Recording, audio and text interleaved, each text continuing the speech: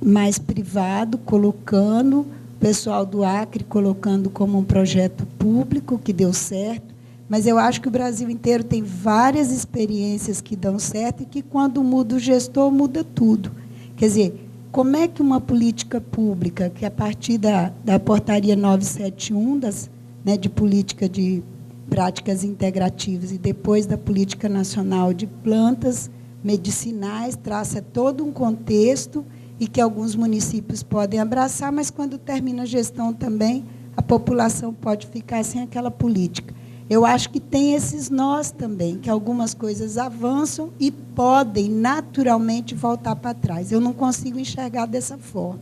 Eu acho que, ou se amarra que esse tipo de coisa que está posto ou que avançou parta dali para frente, logicamente, compreendendo todas as dificuldades, senão nós vamos ter, que nem colocou o pessoal da produção aqui.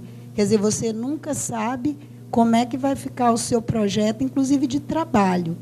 Você começa um projeto, daí a não sei quanto tempo aquilo já acabou, porque o governo resolveu mudar de linha, de lance, de tudo. E eu acho que está aí, enquanto governo federal, a gente diria isso, são 8 anos, vários governos estaduais e governos municipais. Como é que fica essa política, quando, de repente, isso não for uma prioridade para alguns governos, como a gente tem visto esses projetos acabarem? Só queria colocar isso, que eu acho que esse também é um grande nó. Eu queria esclarecer que amanhã vai ter uma mesa sobre o papel do Estado, portanto, quem faz a política, e quem faz o fomento, quem regula, onde seria o momento próprio para fazer essa discussão. Eu queria ressaltar que a ideia das redes, ela se propõe a ser o fórum onde hajam essas discussões dos diversos segmentos, dos diversos atores, e acho que a ideia é incluir para discutir. Tanto é que tem representantes dos diversos segmentos, apesar da prioridade desse seminário se estabelecer um termo de referência para os arranjos produtivos. E queria também sinalizar que, pelo que foi posto por todos os expositores, a ideia natural dos arranjos produtivos já está na cabeça de todo mundo. Já está na prática de algumas empresas, já está na prática de algumas universidades, de algumas instituições, que é um outro lugar onde vai haver o encontro entre o setor produtivo rural, farmacêutico, a ciência e a academia. E bom almoço para todos nós. Boa tarde, senhoras e senhores. Dando continuidade à nossa programação, temos a satisfação de receber aqui os convidados para a próxima mesa, intitulada a Contribuição de 40 anos da pesquisa com plantas medicinais para a inovação de fitomedicamentos no Brasil, que terá como moderador Dr. Vanderly Tadei, do Instituto Nacional de Pesquisa da Amazônia e gestor da rede Fitoamazônia. Vamos convidar individualmente os participantes para as suas apresentações e, ao final, comporemos a mesa de debates. Bom, temos, então, a honra de convidar a doutora Laíde Braga, pesquisadora da Universidade Federal de Minas Gerais, como a primeira participante da tarde.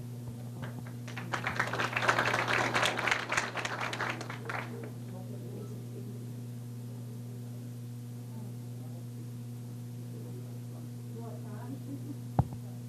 É um prazer estar aqui hoje. Duas coisas, eu vou trocar uma pela outra.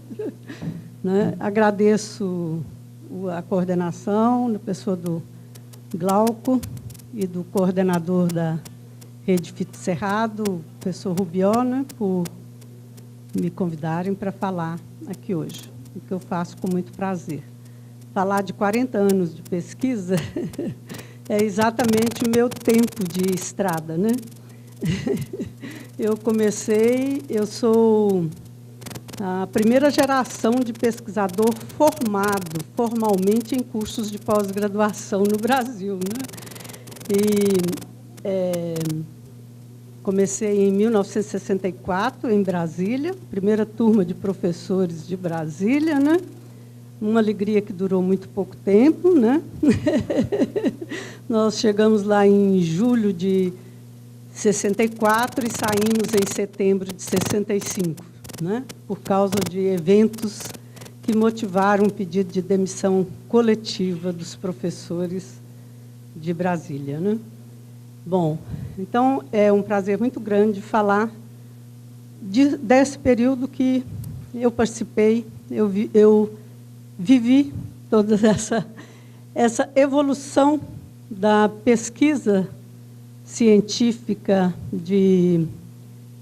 eu não diria nem de plantas medicinais, ela não começou como uma pesquisa de plantas medicinais, mas uma pesquisa de fitoquímica, química de produtos naturais, né?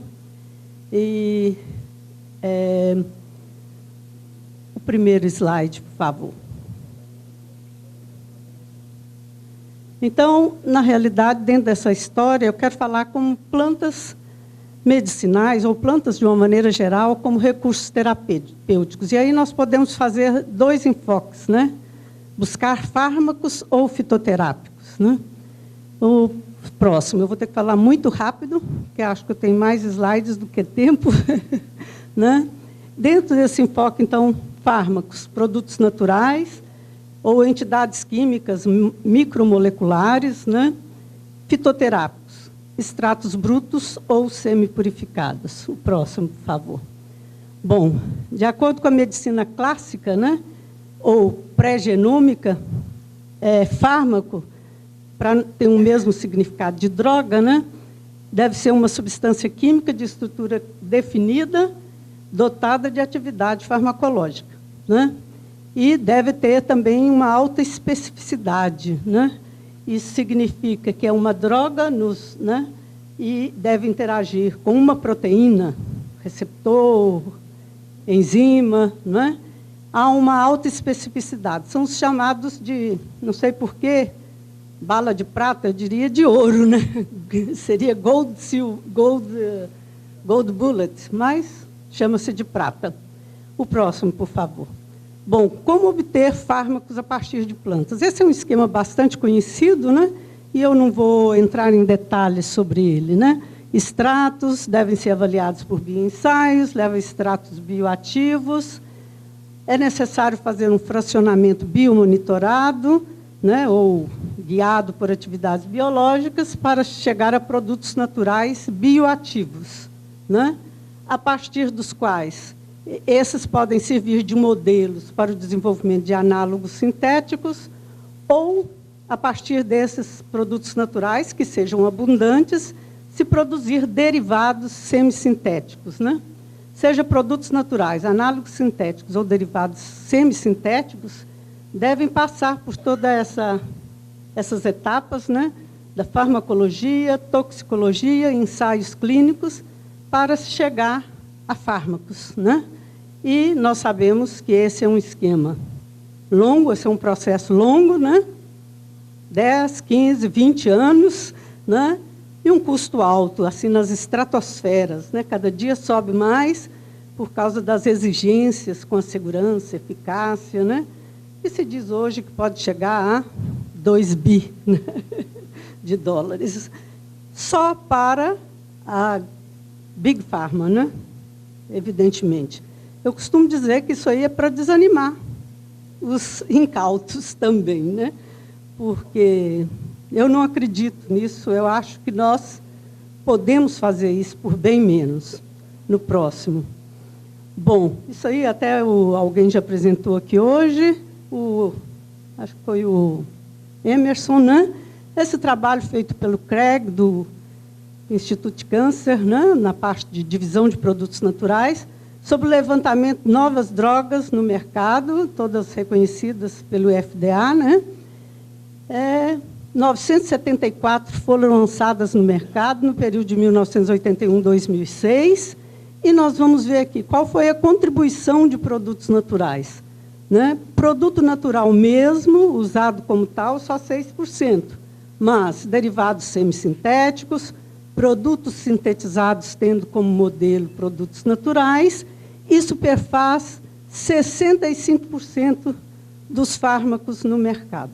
Tem uma origem natural. Hoje, né? Só deve ser 63%, já que aqui é 37%, né? Tem sua origem em produto natural, direta ou indiretamente. O próximo, por favor. Com câncer, a situação é semelhante também. 65% dos fármacos antitumorais no mercado, comercializados, né, reconhecidos pelo FDA, são de origem natural. Produtos naturais mesmo, 14%, aumenta aqui a contribuição de produtos naturais, 28% de derivados, só esses sintéticos e aqui vacinas, né, que não são derivados de produtos naturais. Então, na área do câncer, isso vem crescendo, a contribuição vem crescendo cada vez mais. Próximo, por favor. E como vamos obter fitoterápicos? Né? Plantas de uso tradicional, né, são transformadas em extratos, se possível, de acordo com o uso descrito, né, o uso tradicional, avaliadas pela farmacologia, né, e levando a extratos bioativos, que também vão ser submetidos à farmacologia pré-clínica, toxicologia e ensaios clínicos, e assim temos os fitoterápicos. Esse foi o modelo adotado pela SEMI. Né? Não há química aqui, em lugar nenhum. Né? Mas não demorou muito, uns 10 anos, alguns milhões de reais, para se entender que uma planta não é uma entidade, como se diz, definitiva, né? Ela não é hoje o mesmo que ela foi ontem, como nós, né? Elas estão sempre se modificando. E que era necessário alguma coisa aqui para se poder chegar aos fitoterápicos. Que a razão disso é a grande variabilidade da composição química das plantas, né? Em função de vários fatores. Próximo, por favor. Então, depois de alguns anos, se reconheceu que era preciso ter uma padronização desses extratos.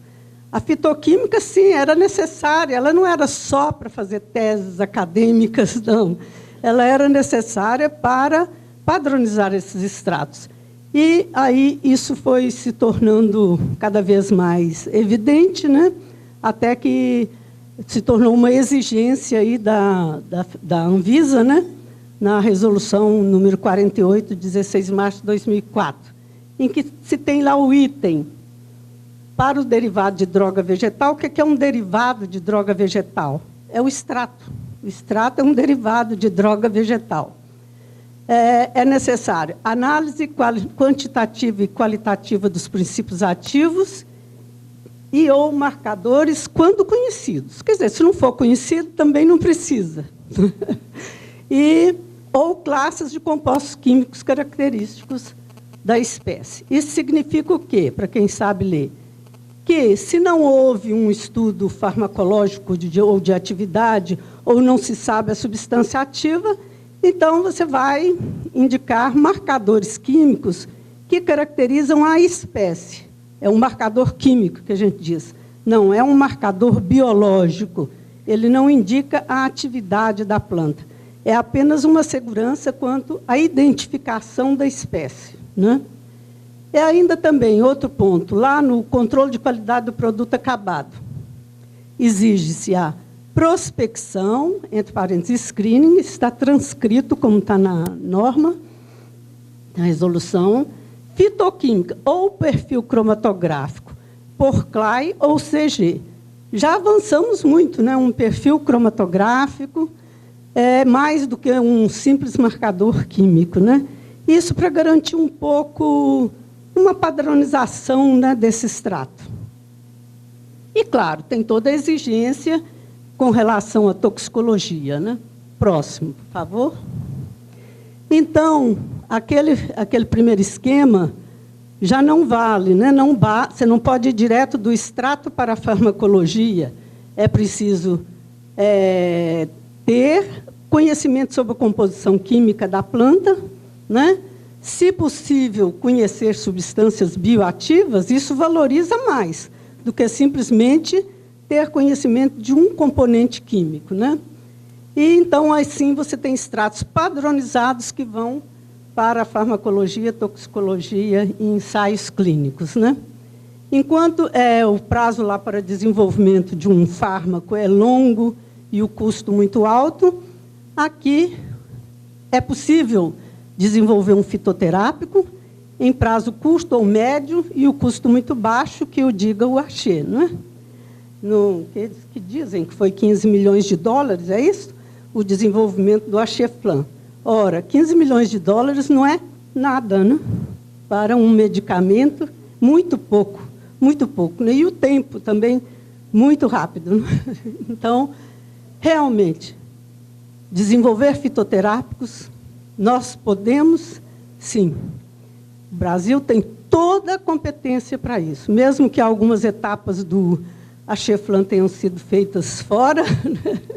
Nós sabemos que hoje podemos fazer aqui toda a padronização, a identificação das substâncias ativas, nós temos plena competência. E por que nós temos essa competência? Porque houve 40 anos de investimento em pesquisa acadêmica, porque foram formados, foi formado pessoal competente para fazer desenvolver esse trabalho, né? É fruto de 40 anos de pesquisa. O próximo, por favor. Bom, como desenvolver fitoterápicos, então, com garantia de qualidade, como o Axeflan, que vem ganhando o mercado assim, de uma forma fantástica, né? Primeiro, identificação taxonômica segura das plantas, né? Não basta dizer que é uma menta, é preciso um especialista, né? E é preciso segurança na identificação da planta.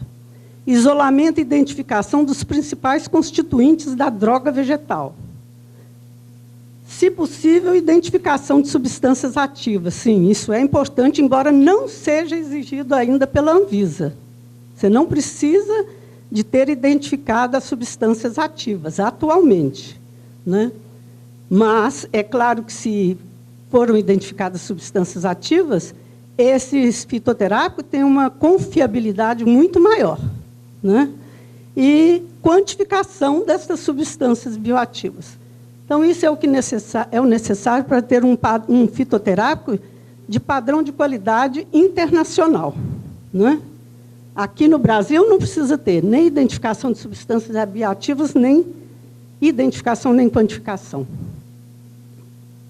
O próximo, por favor. Bom, como conseguir essa identificação e essa padronização? Isso hoje é perfeitamente possível com as metodologias analíticas disponíveis, como já falou o Emerson aqui, né? As técnicas hifenadas, né, que envolvem o acoplamento principalmente de HPLC, cromatografia líquida de alta eficiência, com as espectrometrias, ultravioleta, massa ou até ressonância, permitem identificar até femtograma de substância no extrato. Então, aquele argumento antigo de que fitoterápico não era confiável, não podia ser desenvolvido, porque você não tinha métodos para simplesmente quantificar uma substância por espectrofotometria, era até certo ponto válido, né? Hoje não vale mais. E esses equipamentos hoje já existem no Brasil em vários locais, né? Os LCMS, né? Que custam de $200 mil, aquele que vai te permitir detectar até micrograma, né? E $600 mil, se você quiser um que identifique até femtograma, né? Aqui nós temos, então, esse esquema, né? Isso aqui é o espectro cromatográfico, eu acho que você conhece. Da Cecropia glasiove, né? Extrato aquoso da Cecropia glasiove. Que nós identificamos esses componentes majoritários e quantificamos. Não é? O próximo, por favor. Os fitoterápicos são considerados hoje os medicamentos do futuro, embora eles já sejam realidade, né? Mais ainda nos países desenvolvidos, né? A Alemanha é o grande consumidor de fitoterápicos, né? Ou os são chamados do futuro. Talvez eu tenha tirado isso de algum artigo até meio atrasado, porque seriam os medicamentos, o que é chamado de futuro? Pós-genômica, era pós-genômica. Nós já estamos na era pós-genômica, né? Genômica já é brincadeira, né? Então, o que são esses medicamentos do futuro? E não são fitoterápicos, não. Multidrogas, quer dizer, um medicamento que contém, não é mais aquela monodroga classicamente definida, né? Contém multidrogas, duas ou mais substâncias ativas, farmacologicamente ativas, né? E que, portanto, essas multidrogas têm múltiplos alvos, né? Não são mais os silver bullets, mas os chamados shotgun. Shotgun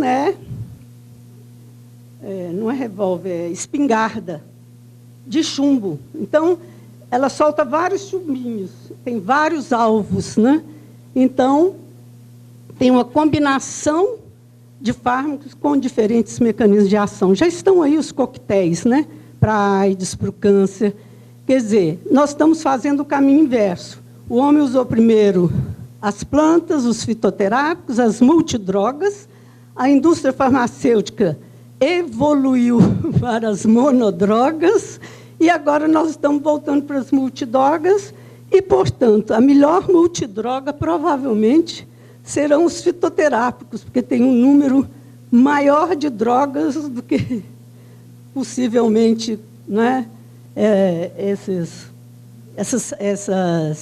coquetéis, né? O próximo, por favor. Agora, a contribuição dos 40 anos. Isso aí foi uma introdução, mas eu prometo que vou falar em 5 minutos. A contribuição. Não podia deixar de falar. Não, o próximo, por favor.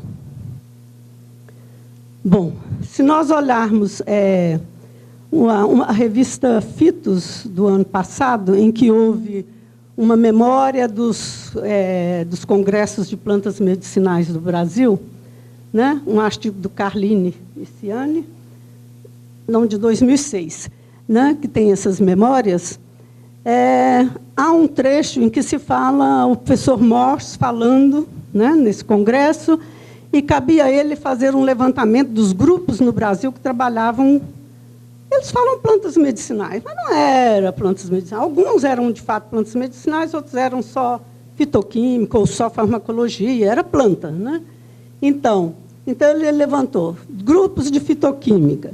Existem na Universidade Federal Rural, no Departamento de Química da UFMG, o NPP, não era NPPN, era CPPN, na UFRJ, no Instituto de Química da Universidade Federal de Pernambuco, e havia até um grupo no Butantan, mas era um pesquisador isolado e isso morreu.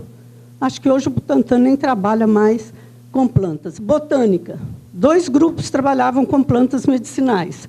Jardim Botânico do Rio de Janeiro e Instituto Biológico em São Paulo, da USP. Biologia ou farmacologia ou bioquímica, a parte biológica. O IQT, da Universidade Federal de Ceará, onde trabalhava um famoso bioquímico, que muito trabalhou com as proteínas, esqueci o nome dele aqui agora. Não era o Matos, não. Bioquímico, pessoa... Não é Mussatier, não, esqueci. Depois eu lembro. No NT, no Rio de Janeiro, Faculdade de Farmácia da USP, Instituto Biológico de São Paulo, Escola Paulista de Medicina e vários aqui. Faculdade de Medicina da Santa Casa, Faculdade de Medicina de Ribeirão Preto, Instituto de Antibióticos na Federal do Pará, Biofísica na UFRJ, Faculdade de Medicina da UFRJ, Instituto Oswaldo Cruz. Esse aqui é LCCDM, até esqueci o que é, mas é Rio de Janeiro. Do Ministério da Saúde. Esse foi extinto, era um laboratório de controle de qualidade, não sei o quê. Isso. Isso mesmo. A Faculdade de Farmácia e Odontologia de Araraquara, o ICB da UFMG, INR, o Instituto chamava-se Instituto Nacional de Endemias Rurais de Belo Horizonte, que hoje é o Centro de Pesquisas René Rachou, né? Um total de 22 grupos. Vocês vejam que predominavam os grupos da área biológica, né? Muitos poucos grupos de química. E como isso evoluiu? Podemos olhar as memórias do 20º Simpósio de Plantas Medicinais e um artigo que saiu no último número da Fitos, isso, né? Em que, por exemplo, nesse primeiro congresso aqui, que foi o primeiro Simpósio de Plantas Medicinais do Brasil, foram apresentados 7 trabalhos. 7 pôsteres, não era conferência. 7 trabalhos, né? E nesse 20º de Plantas Medicinais, o último, que foi em São Paulo, né, no ano passado, foram apresentados 1.284 trabalhos, nas diversas áreas, né? E há um gráfico com toda essa evolução. Realmente, houve uma evolução marcante, né?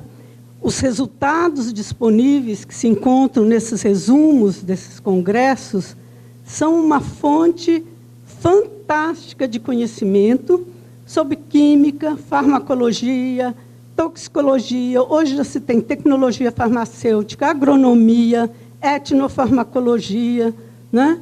Quer dizer, esses 40 anos foram realmente de um crescimento fantástico, sem falar no número de mestres e doutores formados, né? Enquanto ali nós tínhamos 22 grupos, hoje não fiz esse levantamento, mas certamente acho que não há um só estado do Brasil, né, onde não haja grupos de fitoquímica, ou de fitoquímica e farmacologia, ou farmacologia, agronomia, etc. Próximo, por favor.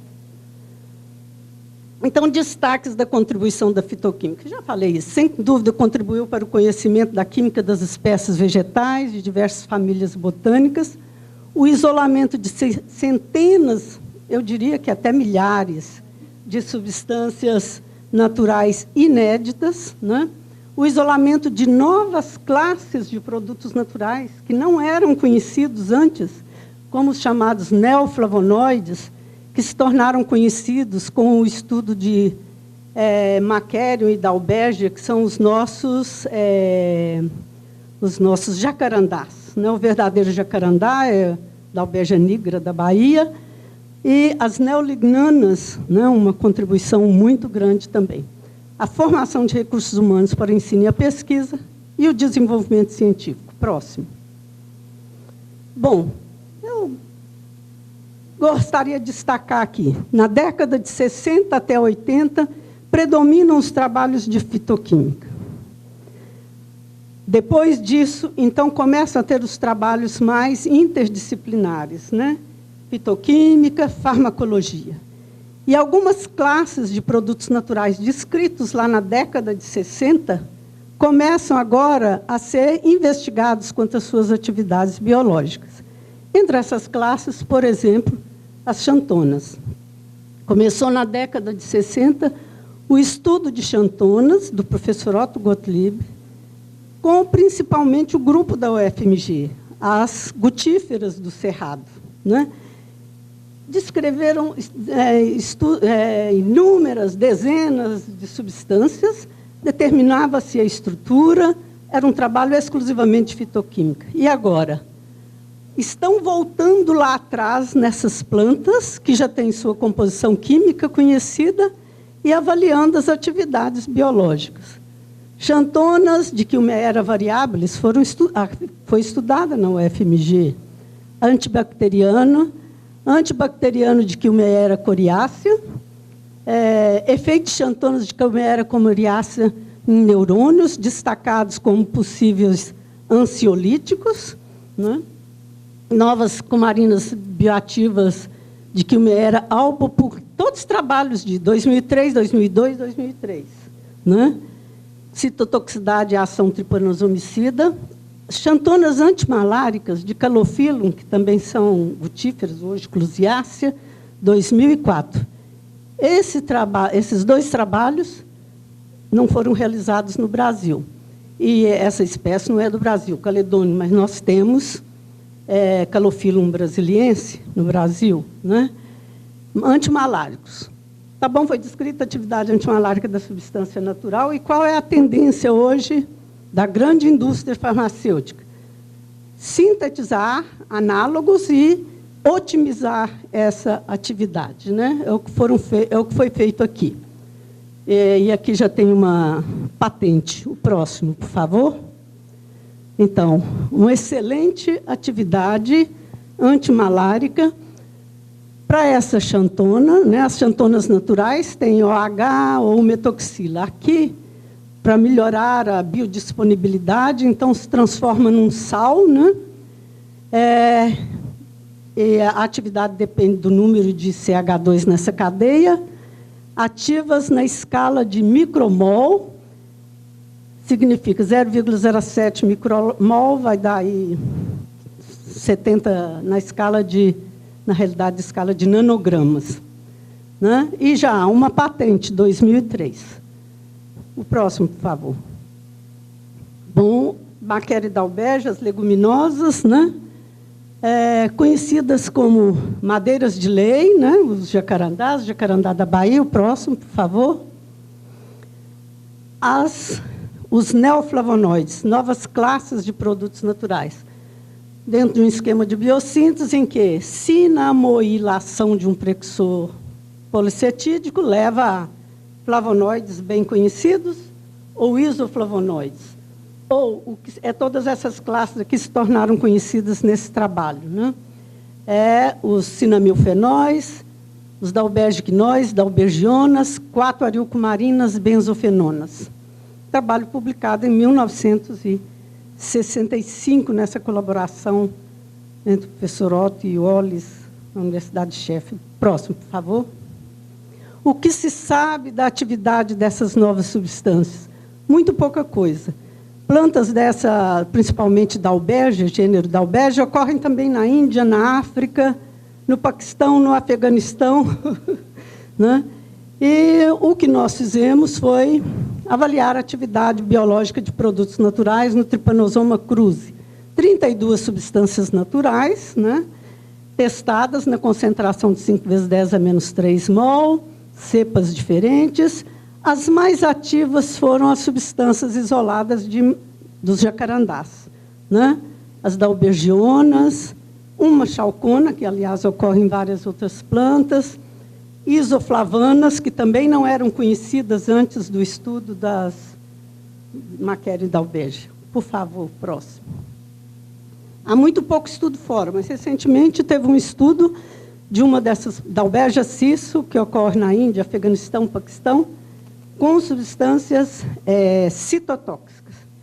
E a atividade antibacteriana é evidente, né, dessas dalbergionas. Elas são consideradas as responsáveis pela resistência, pela durabilidade dessas madeiras, né?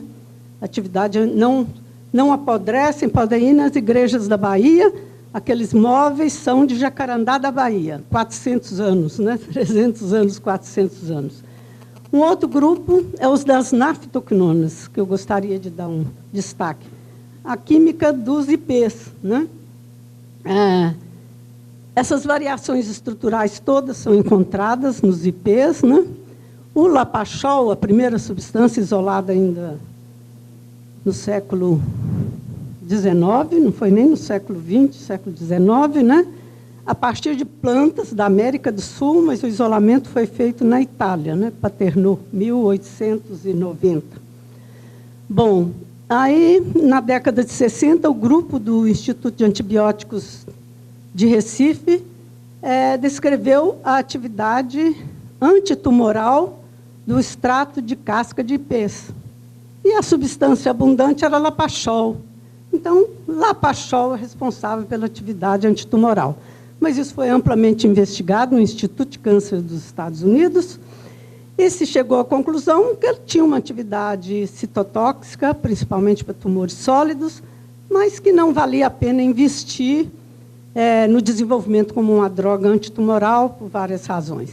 Principalmente porque ele é abundante, não é? Ia ser uma droga barata, isso do ponto de vista da indústria farmacêutica, né? Isso. Não tão tóxico. Não é muito, não. É usado, não é tão tóxico. Ele causa ele compete lá com as, como é que chama, que é as quinonas lá vão ter problema na coagulação do sangue, né? Bom, então, não era o lapachol, mas o mundo inteiro começou a estudar bignoniáceas, brasileiras ou orientais, porque existem também no Japão, na China, né? Não o gênero tabebuia, esse é só da América do Sul, mas tem outros gêneros, na Catalpa, na China, no Oriente. E mesmo plantas brasileiras. Esse Kingston Hall, 1980, estudou uma espécie brasileira e descreveu substâncias citotóxicas, que são as furanonaftoquinonas. Não era o lapachol, mas as furanonaftoquinonas. Posteriormente, na década de 90, se observou que a beta-lapachona era uma substância altamente citotóxica. E, no desenvolver, aí, a partir de 1997, começaram a surgir patentes sobre a beta-lapachona. Essas investigações foram feitas inicialmente em institutos de pesquisa, e aí já uma empresa comprou essa patente e está desenvolvendo a beta-lapachona como antitumoral, associado principalmente associado a outros antitumorais, como Taxol, principalmente para câncer de próstata, né? Mas agora, recentemente, 2008, uma patente que cobre todo tipo de câncer. Beta-lapachona, em qualquer forma, associada ou não a todos os tipos de câncer, praticamente. Pelo menos aqueles 60 que são testados lá no NCI, nos Estados Unidos, né? O próximo, por favor. Medicamentos com base na estrutura do lapachol. Também uma série de 2-hidroxinaftoquinonas, em que o grupo alquila, né, do lapachol foi substituído por outros grupos. Um trabalho amplamente desenvolvido lá no BW, Burroughs Wellcome, né?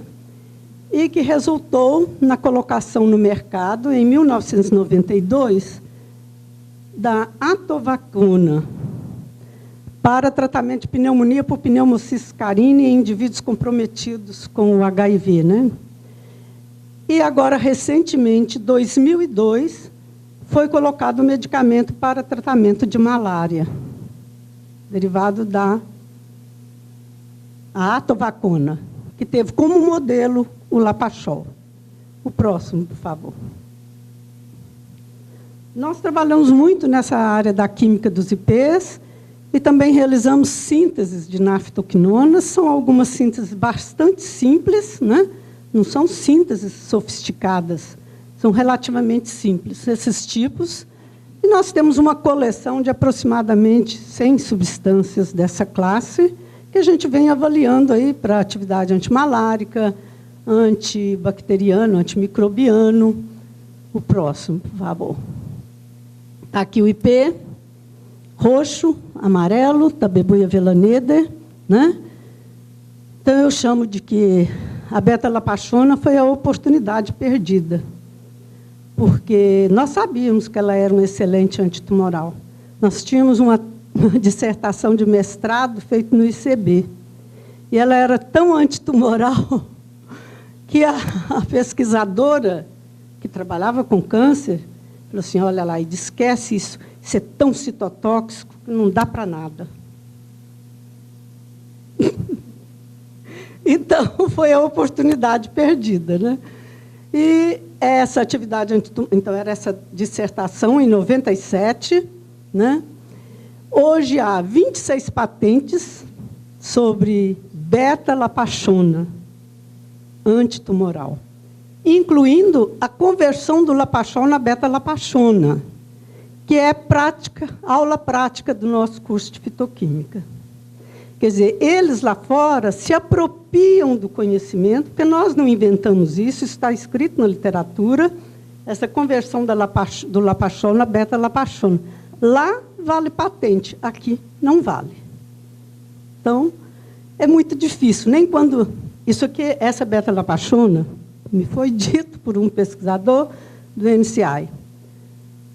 O mais potente citotóxico que já passou pelo programa de avaliação de atividade antitumoral do NCI. São mais de 10 mil substâncias. Agora, é saber como resolver esse problema, né? Para nós, o máximo é madeira, né?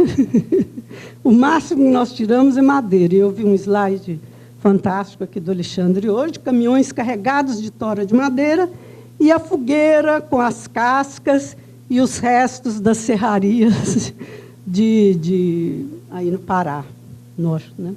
Próximo. Então, isso deixa a gente assim irritado, né?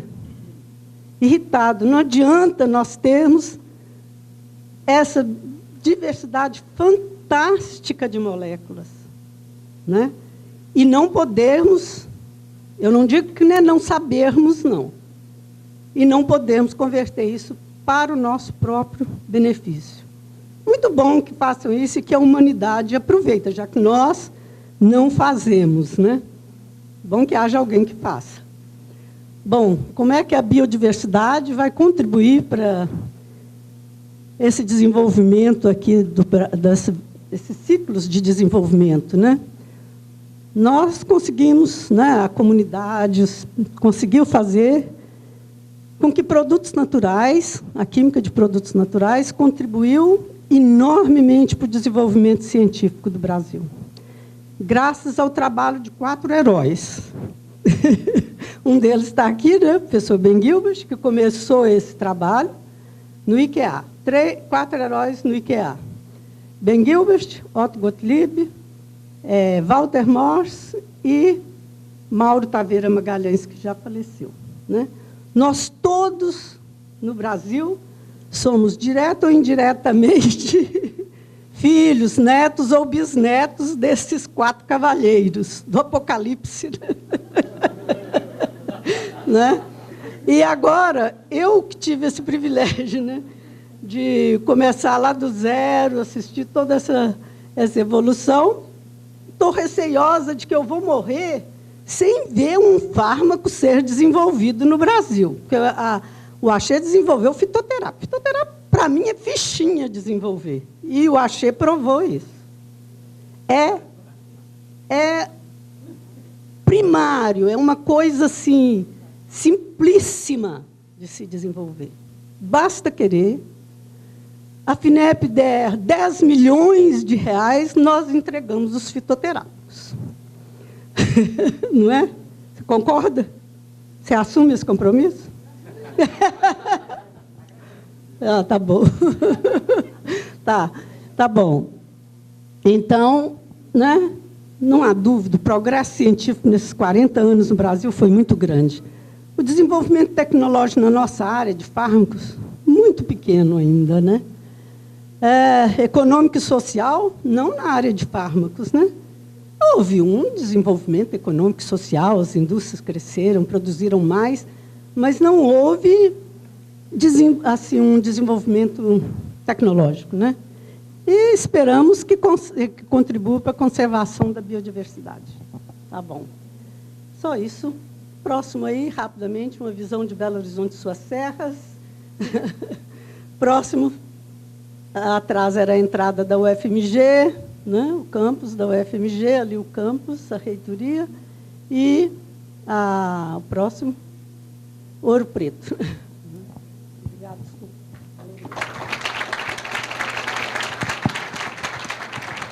Muitíssimo obrigada, doutora Laide.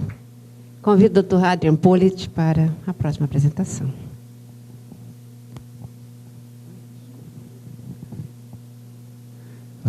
Boa tarde a todos. Eu agradeço o convite de apresentar um pouco do que, Adrian, do que nós fizemos, não nos últimos 40 anos, porque acho que eu mal tenho 40 anos, então, digamos, nós vamos apresentar o que nós fizemos ao longo dos últimos 12 anos, mais ou menos, dentro das pesquisas no INPA, na Universidade Federal do Amazonas e no INPA. Então, deixa eu ver aqui.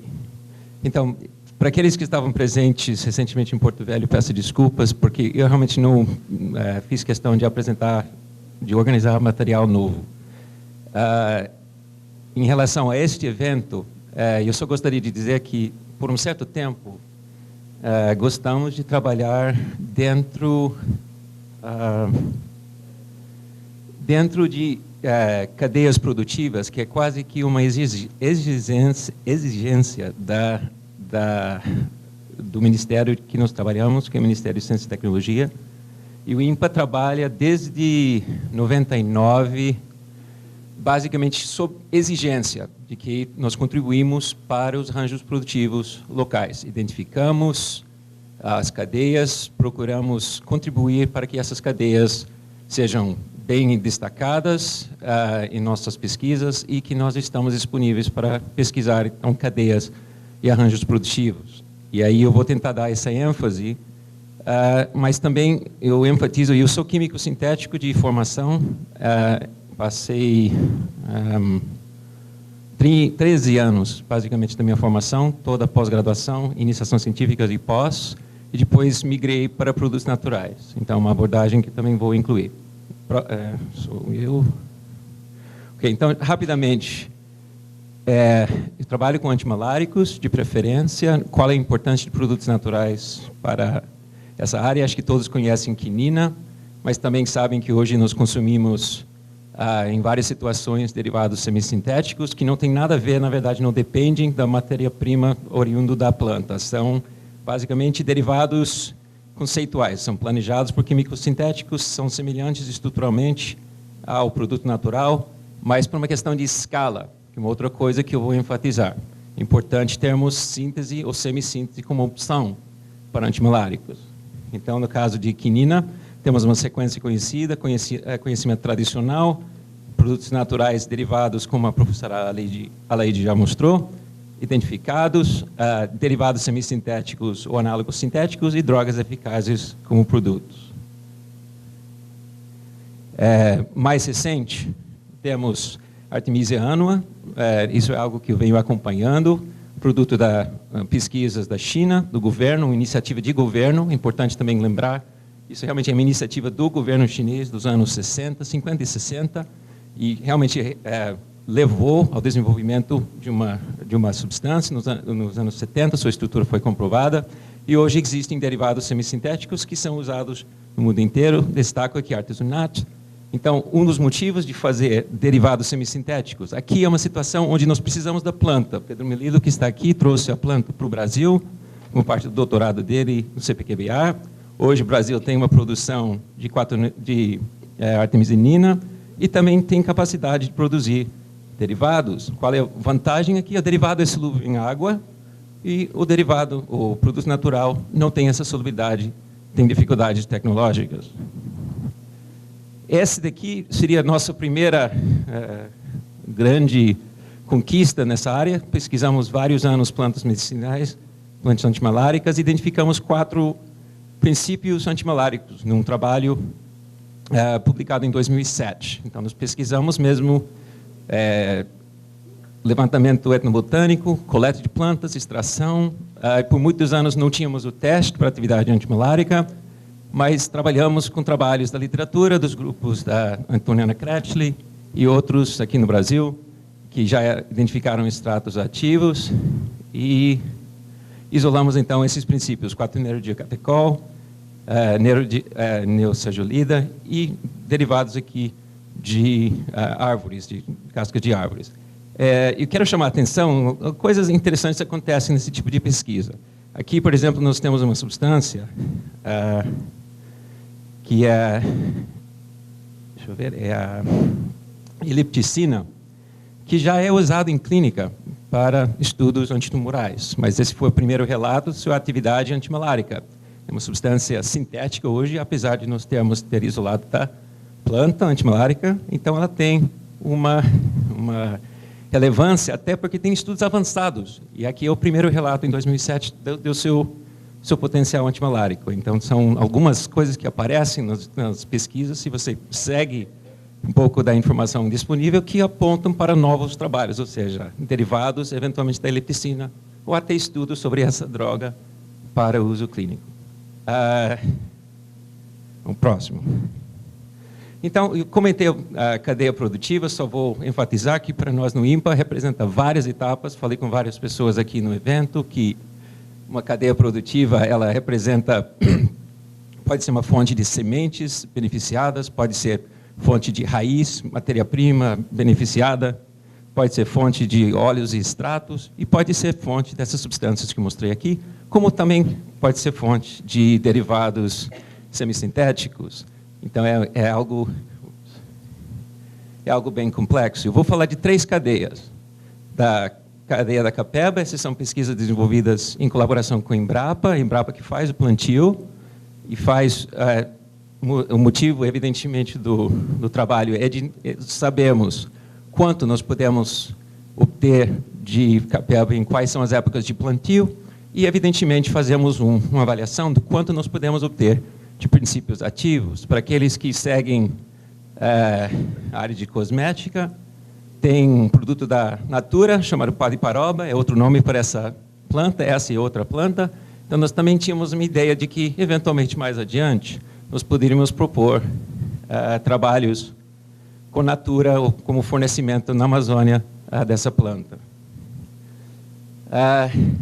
Bom, esse princípio ativo, 4-neuro-diacatecol, é interessante em si, tem uma série de atividades biológicas, antioxidante, antimalarial, como nós mostramos, antioxidante, quero chamar a atenção, é 20 vezes mais ativo do que vitamina E, isso está aí na literatura faz vários anos, é extremamente ativo, até ativo demais para determinadas aplicações. Então, tem um procedimento simples que é desenvolvido nesses trabalhos de isolamento de sementes. As sementes viáveis são, no caso do Potomorph Pipera duncum, são essas espécies, sementes pretas, tem vermelhas que não têm viabilidade, como mostramos aqui. E, no caso de Piper peltato, nós temos esse trabalho, então, que mostra, ao longo de um ciclo de plantio de 450 dias, o crescimento de cada uma das partes da planta. Mais interessa para nós, raízes. Aqui nós temos uma variação do número de quilogramas de hectare que seriam disponíveis ao longo do ciclo de vida da planta. Então, é uma maneira de nós avaliamos, então, quanto nós podemos ter de 4-neuro-diacatecol, um esquema de plantio. Então, em 400 dias, aqui nós mostramos que nós podemos ter em torno de 25 quilos de 4-neuro-diacatecol. Esses são rendimentos isolados. Então, nós temos um procedimento simples, foi isolado. Essa é uma receita também disponível na literatura faz um certo tempo. Nós só optimizamos, testamos 90, 100 tipos de extração. Você chega num procedimento simples de 15 minutos, cromatografia, e você consegue, a partir de 150 gramas de raiz, 8,6 gramas de substância pura. Então, também outro interesse que eu falei seria preparar derivados, então, do 4-neuro-diacatecol, que é uma publicação que nós fizemos. Então, 4-neuro-diacatecol é esse composto com hidrogênios aqui, preparamos um grupo de derivados e nós testamos e descobrimos sua atividade antimalárica. Então, esses são derivados. A vantagem de você derivatizar aqui é que você prepara substâncias mais estáveis do que o produto natural, que é muito fácil de oxidar. Então, aqui são os dados, enfim, são atividades não super altas em relação aos padrões, aqui embaixo, de quinina, de cloroquina, mas ainda respeitáveis. Também, o INPA achou por bem solicitar uma patente, como já foi relevado aqui, difícil no país, fez na Europa esse pedido. Então, esse daqui já é, na verdade, uma patente concedida. E... Peraí. Acho que eu repeti um slide aqui. Ok, repetir só para trazer de volta para esse grupo de 4 substâncias. Outra atividade que nós achamos interessante, outra colaboração que nós podemos fazer, é uma vez que nós temos os princípios ativos isolados, seria de estudar algumas receitas. Muitas receitas que são usadas são muito mal descritas na literatura. Você tem uma descrição, é usada a planta ou a raiz, mas você não tem uma receita, você não tem uma noção de quanto daqueles princípios ativos teria numa receita típica ou estatisticamente presente.